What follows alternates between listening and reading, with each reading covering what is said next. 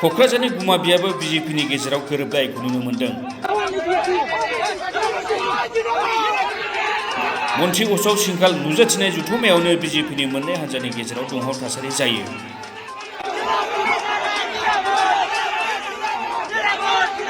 मण्डल बिजेपिनि आगुनि आफादगिरि नीलेश्वर रायखौ जौसाङाव गाखोनायाव होबथायो EM सजन कुमार सिंहनि हान्जाया।